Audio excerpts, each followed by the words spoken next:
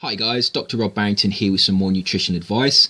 I'd like to talk today about your normal appetite regulatory mechanisms and how they prevent you getting fat.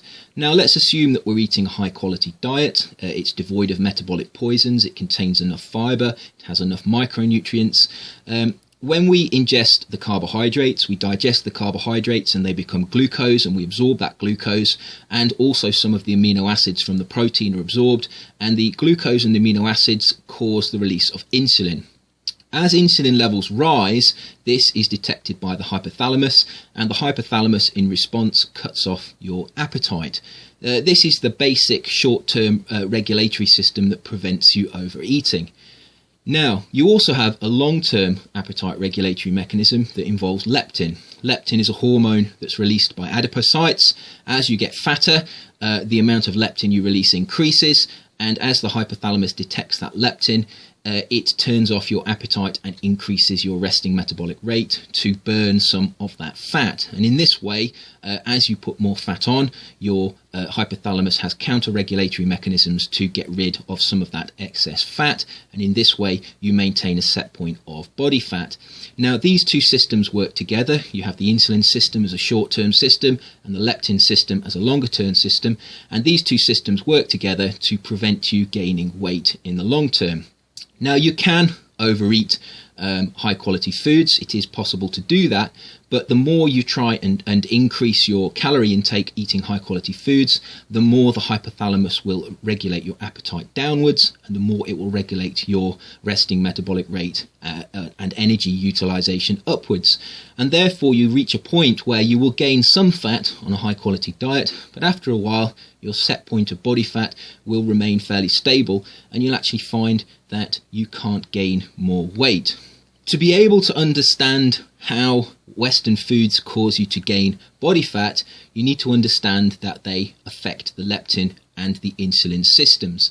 Western foods contain metabolic poisons, and they're also devoid of fibre and micronutrients. Now this causes metabolic disturbance, and this metabolic disturbance leads to a disturbance in the insulin and the leptin regulatory systems. So what happens when you ingest Western style foods?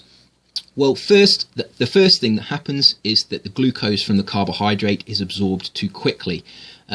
This is because the foods are devoid of fibre. This overloads the liver with nutrients, and in response the liver passes the glucose down the de novo lipogenesis pathway to create fatty acids.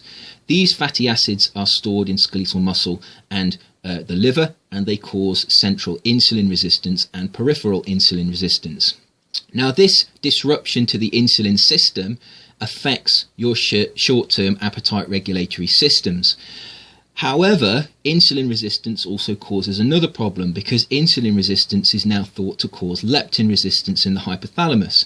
As a result of the developing insulin resistance, you also develop leptin resistance, and therefore the hypothalamus doesn't know how much body fat you have.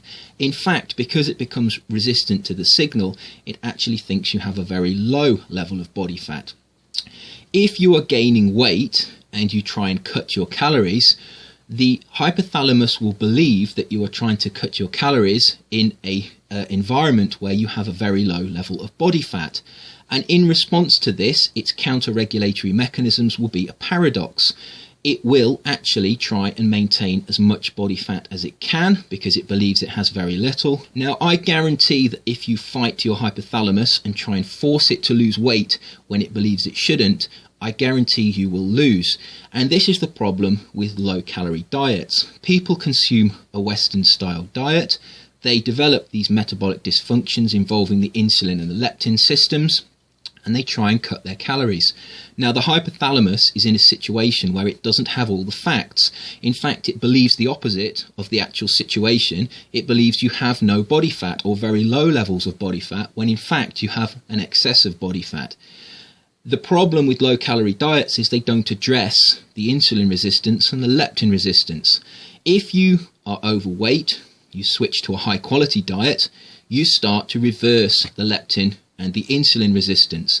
And gradually over time, as you stick to your high quality diet, your hypothalamus starts to get the correct signals again. Now, the result of the hypothalamus receiving the correct signals is that it starts to act in a way to reverse your weight gain. If you are excessively fat, your hypothalamus will realize it needs to increase its energy expenditure. As a result, it will allow more energy to be wasted as heat, and it will allow more energy to be wasted as exercise. In addition, because it realizes it has large reserves of body fat, it will increase satiety and reduce appetite. Understanding that obesity is actually a disease characterized by metabolic dysfunction is the key to weight loss, because it allows us to do the right thing, which is reverse the insulin and the leptin resistance through a high quality diet. If you try to cut your calories but continue to consume a Western style diet, you will not be successful because you are fighting against your hypothalamus. Therefore, what I would recommend to anybody who wants to lose weight is that they don't try and force the issue with their hypothalamus by cutting calories and performing exercise. What you need to do is allow your hypothalamus to have all the information. And to do this, you have to reverse the leptin resistance. And to reverse the leptin resistance, you need to reverse the insulin resistance.